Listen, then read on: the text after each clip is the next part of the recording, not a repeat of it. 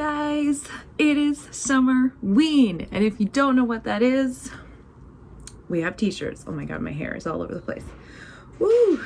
SUMMERWEEN. It's basically a week in the middle of summer where we celebrate all things spooky in honor of Halloween being close, slightly close. Probably gonna hear a lot of construction in the background. Apologize in advance. It's been a year and a half and they're still working on our building. So for SUMMERWEEN, there's usually a couple of reading prompts to go off of, but also some kind of like fun prompts to do just to give yourself an extra spooky week. So this year's prompts were read a book in the dark, read a book with haunt in the title, read a slasher, read a book with Halloween colors, and bake a treat with your spooky read. The readathon runs from Friday to Friday. I actually took a mini vacation because HR keeps telling me to use my vacation days. I've taken Friday to Tuesday off to take a little 5-day weekend, and then the Wednesday to Friday I will be back at work for the end of the readathon. Right now it is Monday, so it has already been 3 full days of the readathon, and let me tell you, I have been busy with the readathon. I have got a lot done. So let's run through it really quick because I put a bunch of books together for the readathon since I didn't really know, where my reading mood was going to take, so I thought it'd be safe to have a lot of options. Too many options. I can't even hold them. Too many options. So I'm not going to run through all of them because obviously I'm not going to read all of them, but I will say I'm already on my 4th book, which is pretty damn good. So first up is night crawling, which would fit the prompt read a book with Halloween colors because this is orange and kind of black. Not really, it's blue, but it's orange.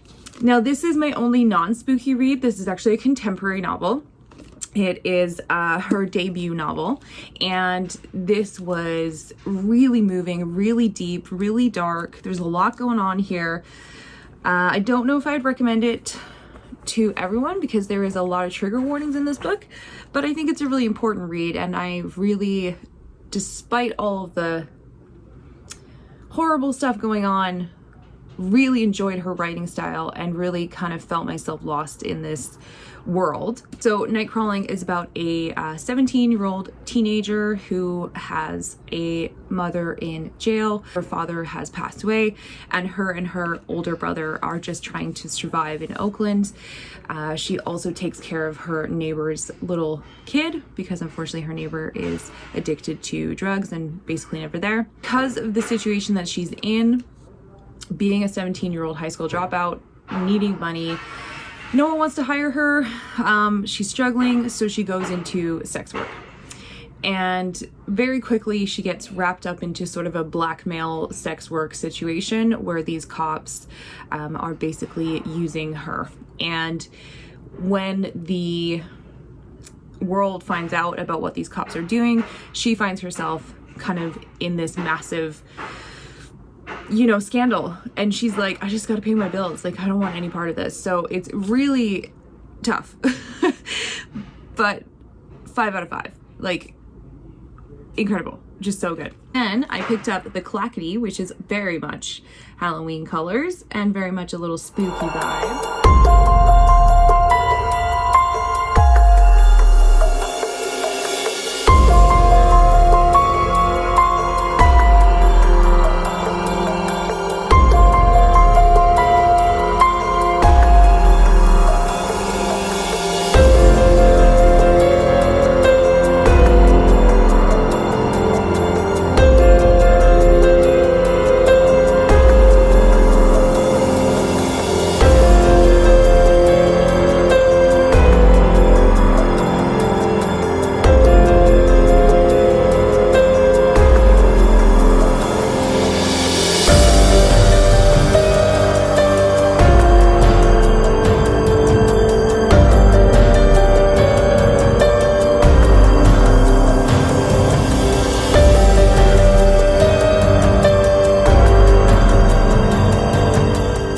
This is a middle grade novel that recently came out. It has gorgeous illustrations. Whenever I hit a page with an illustration, I forgot that I was reading the book and just kept staring at the illustrations because they were so good. This follows a young girl who lives in a very haunted town. Ghosts are just running the mill there. It's a very normal thing. But one day her aunt goes missing, seemingly supernatural related, and this young girl goes out to find her aunt and finds herself in kind of like a upside down type of world where she has to go through 7 houses and find 7 keys to rescue her aunt at the end of the journey. I would say for me this was like 3.5, 4-ish out of 5. Middle grade's tough because when you're a 32-year-old, 33, 32, how old am I? Early 30s. There's not a lot you can relate to from 12-year-olds. So obviously I'm not like, oh my god, 5 out of 5. But the illustrations were phenomenal. There's some really creepy descriptions where I'm like, should 12-year-olds be reading this? Like, this is really scary. This is like nightmare worthy. Our main character also has major panic attacks and anxiety disorder. So I think it's really lovely to see that kind of rep in middle grade books because I definitely didn't have that growing up and I think it would have been a great help. Very spooky, very perfect for Summerween. Next, I picked up A Night to Die For.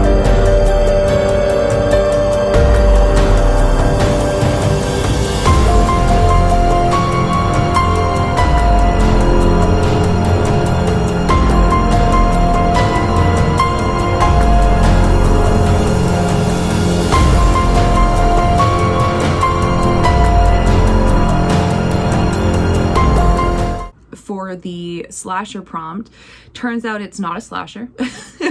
So my slasher prompt is still not completed, but I had a fun little time reading this, even though it doesn't count towards anything. But this is a kind of YA thriller. I gave this one a 4 out of 5 because there is some kind of cheesy parts, especially when there's like 2 teenagers who are deeply in love. It's very cringy, and I'm like, I know that teenagers are like this, but it feels really cringe to read it. So 4 out of 5. But the mystery part is really good and it's very fast paced. I really did have a good time reading it. This is about a prom king and queen, and on the night of prom, the prom king finds the prom queen murdered in a ditch, and everyone's a suspect.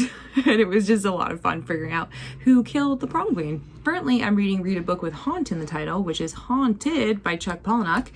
And this is a very famous book by him, probably one of his biggest ones other than Fight Club. Because of its grotesqueness, there's a very famous story in here called Guts that even if you haven't read the book, you may have heard of that short story. It's kind of become an urban legend over the years. I think one of the Final Destination movies even had a similar thing in it, right? Or they hinted at it. I think it was like Final Destination, maybe The Final Destination. This is Hunt. You know what to do. Hunt, listen to me, buddy. Listen, no water, okay? Stay away from water.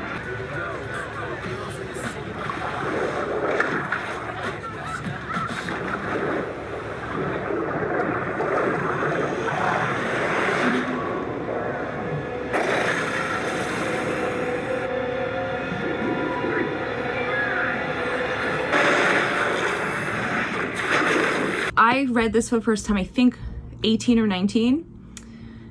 Horrified, loved it. Haven't read it since. And this is actually my copy from when I was 19. And even though I don't know how old I am right now, it's over 10 years ago that I read this. So I thought it'd be fun to pick up and reread. I will say, since being 19, I have read and watched a lot of grotesque horror movies, and the world has changed and there's been a terrible amount of horrible true crime. So rereading, definitely not as shocked as I was as 19. The gut story is still really gross. But it was not as bad as I remembered, and I think that's sort of the urban legend of it all, right? It's kind of hard to explain what this book is, just like most Palahniuk novels, but basically there's a group of very eccentric and some are evil and some are just terrible people. They all sign up to go to this sort of like 3-month writing retreat where they'll be sort of shielded from everything and they can just be left alone to write without any of the outer world distractions. But very quickly they realize that they've basically just been kidnapped and holed away in this like decrepit old warehouse mansion weird home with this really crazy old dude, and they can't escape. And he's like, well, you better write your stories. And so it's set up like there is poems, there is stories that each writer is writing and telling, and then there's the bits in between explaining what's going on in the sort of present day. So very much set up like an anthology, right? I'm only 72 pages in, so I've only read 2.5 of the stories. Yeah, I mean, it's a lot of fun. Now, since I didn't actually read a slasher book, my next book after Haunted will be Go Hunt Me, which I am 90% sure is a slasher. So I'll read that next and I'll get back to you. And if I complete this and it is a slasher, then I will have completed all the prompts except for Read in the Dark, which we're gonna do tomorrow night. Because it's Summerween, I thought it would be a great time for me to catch up on some Shudder exclusive horror movies that I've been missing this year. So I've been watching them throughout the weekend so far. I've watched 5. So the first one I watched is The Bunker Game, right there.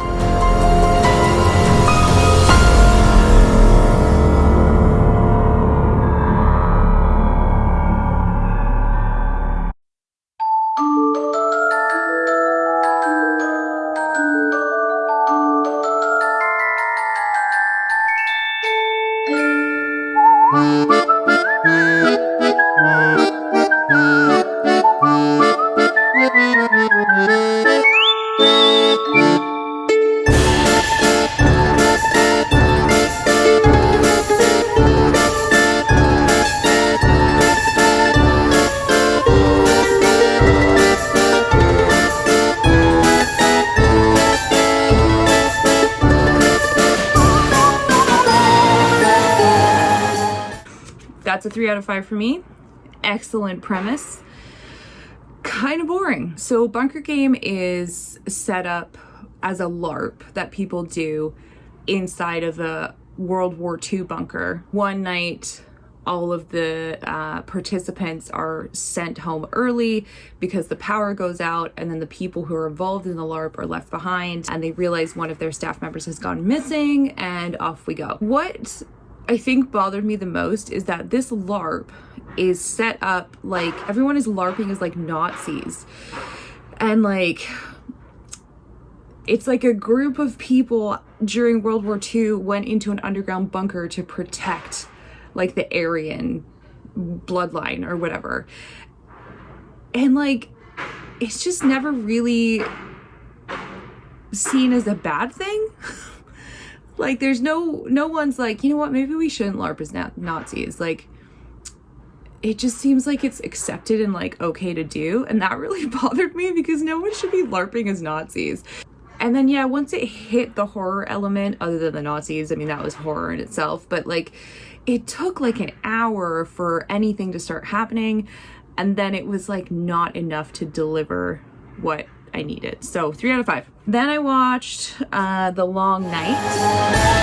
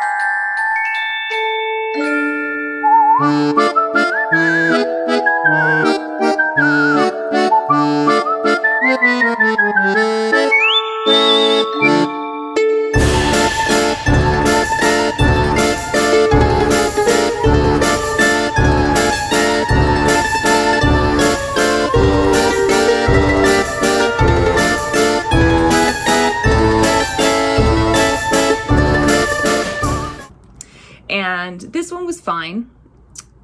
It's nothing new, I would say. That's probably why I only gave it a 3, because it didn't really bring anything new to like the kind of southern culty genre of horror, which is just a really common thing that people do. And it follows a couple, and they're sort of staying at this like Airbnb type thing. It's not really clarified, but it's an old plantation, and she's there because the owner was like, oh, I'm gonna help you find who your real parents are. But when they arrive there, weird people in like horned masks start showing up. Yeah, it's fine. It was fine. You know, I had a good time, but you know, I've seen it before. Then I watched The Cellar, right there.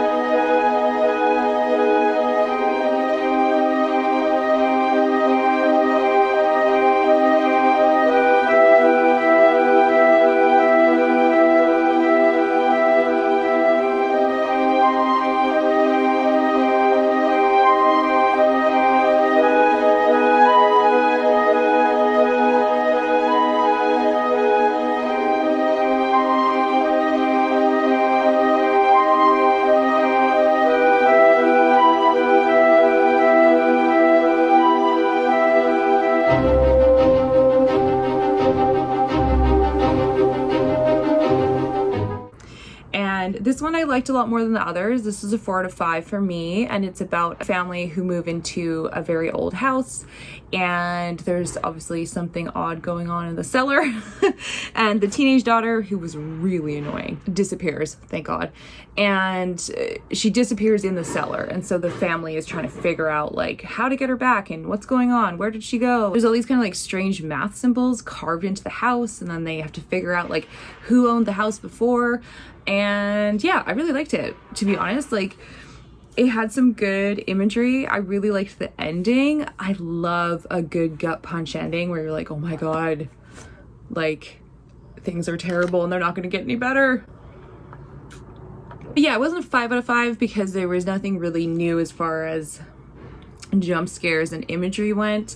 And like I said, the teenager, my God, she was so irritating. And also like half of them had Irish accents and half of them didn't, but then they would try to have Irish accents, and that really bothered me. I was like, is this set in Ireland, or are these just random Irish people and Americans pretending to be Irish, but they gave up halfway through the movie? I don't know. Anyway, the last two movies I watched are definitely 5 out of 5. One is The Seed.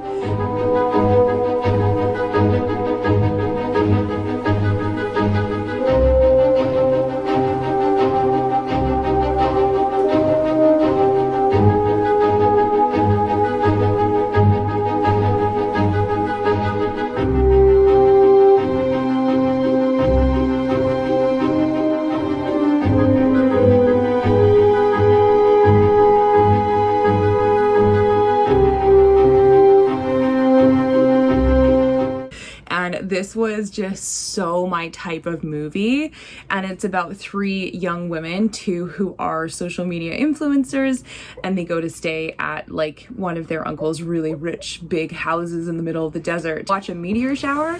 But one of the women, whose name was Charlotte, not biased, but she is not a social media influencer, and she still has like an old flip phone, but these are like her 2 best friends, so she puts up with it. During the meteor shower, what looks to be a meteor falls into their swimming pool, but they quickly realize it looks like some sort of armadillo turtle thing, and it's actually alive.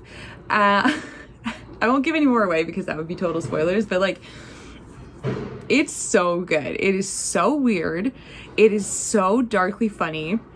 I love a little monster creature. That's my favorite. It got super like gory at some points. and it doesn't really explain anything, but like you don't really care. I don't know. It's just such my type of horror movie. I just loved it so much. And then the one I watched last night was They Live in the Gray.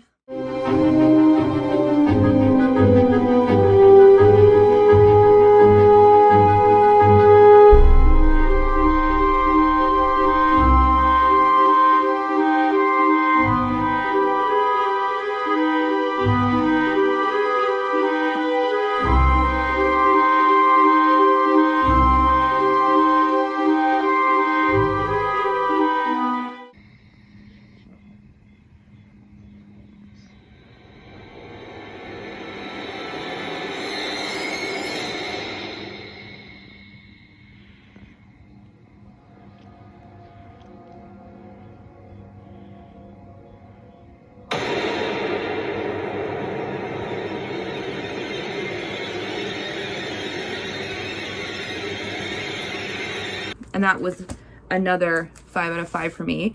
Now, it is basically The Sixth Sense, but with the main character who can see the ghosts. She is a social worker for Child Protective Services, and I can see why it wouldn't be for everyone because it is very much just like The Sixth Sense.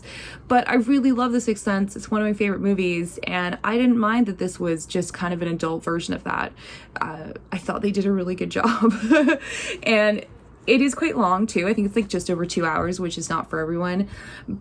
There are definitely parts that could have been cut out, but I was totally fine with 2 hours of that movie. And the ghosts are really, really terrifying. It's like in The Sixth Sense where it's just so jarring, like you don't realize they're a ghost until they like turn around and their head's been caved in from a hammer or something, and you're like, oh my god. This is very similar to that, except it's like more gory, more violent. And yeah, the main character is told to investigate this young girl who keeps getting like scratches on her face and bruises and stuff. And when she goes to investigate, she realizes that the family's being haunted by kind of a malevolent spirit. It's not the parents who are abusing the child, it's this ghost, but how do you explain that? And our main character is a grieving mother as well. She recently lost her son in a horrific accident. So it's a lot of like dealing with grief, dealing with broken relationships, which is also something I really like in horror movies. Like, I like the really weird, like hard to explain, but it's just so bright and odd and weird and violent. I love those. And then I love the really emotional, quiet ghost stories as well. So those two, The Seed and They Live in the Gray, that's like my perfect like horror movie range right there. Yeah, so that's it. That's everything I've done so far. 5 movies, 4 books, and we still have Tuesday, Wednesday, Thursday, Friday. We still have 4 more days. Oh my god. So right now I'm going to do a bunch of errands, chores, do my workout, then I'm gonna talk to my mom for a bit, but this afternoon I'm gonna bake some more cookies, attempt to bake some, because these ones are a little bit more complicated, so we'll see. And I want to try and finish or get most of the way through Haunted today, and I would also like to watch maybe 1 or 2 more horror movies, so let's go!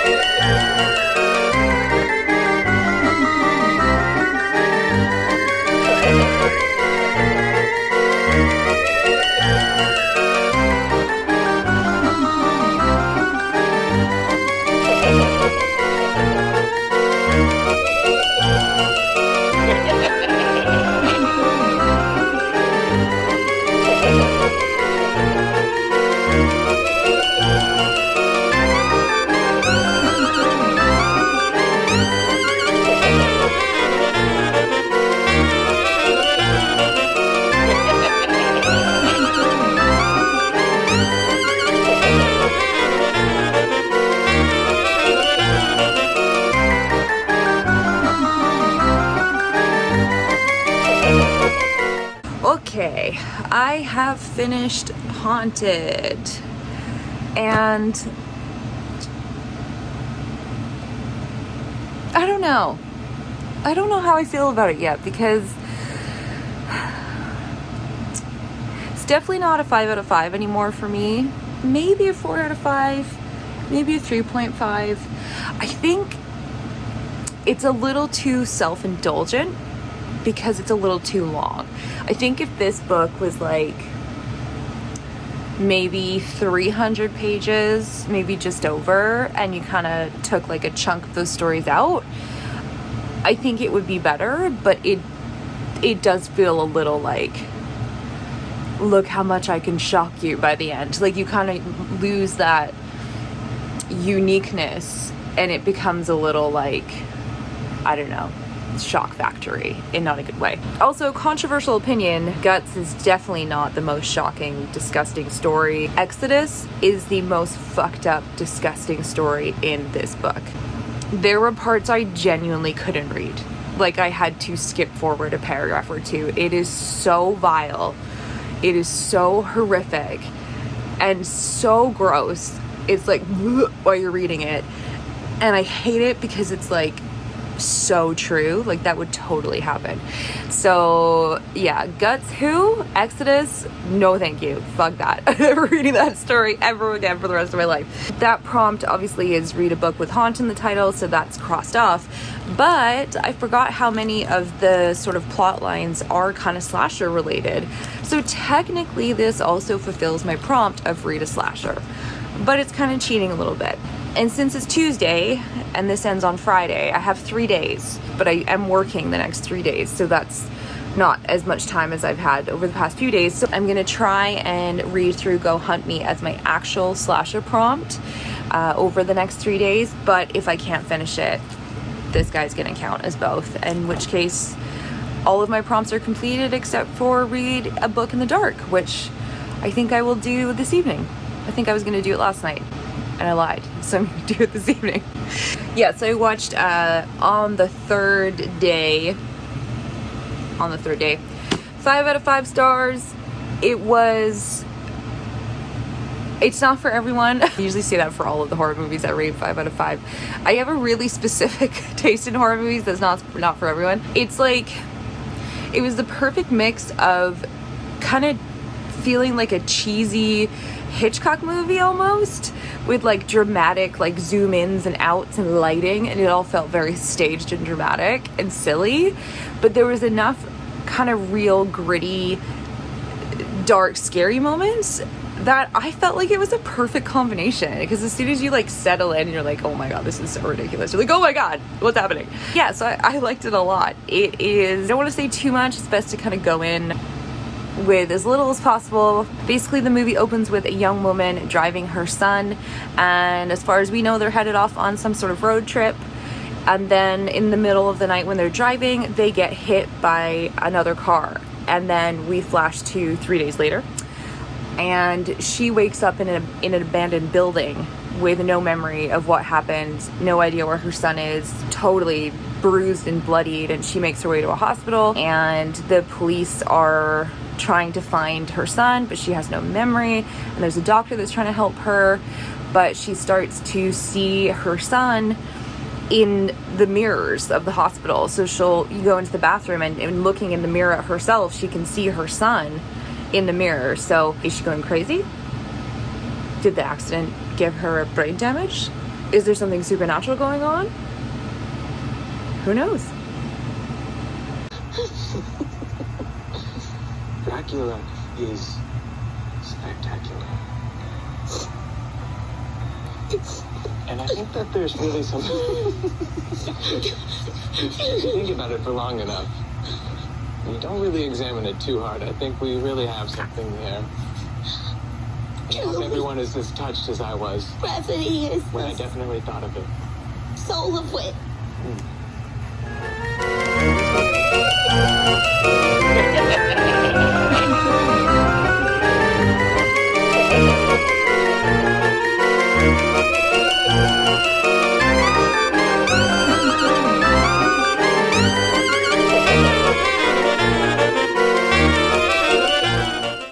we have come to the end of Summerween, and I didn't get through my slasher, unfortunately.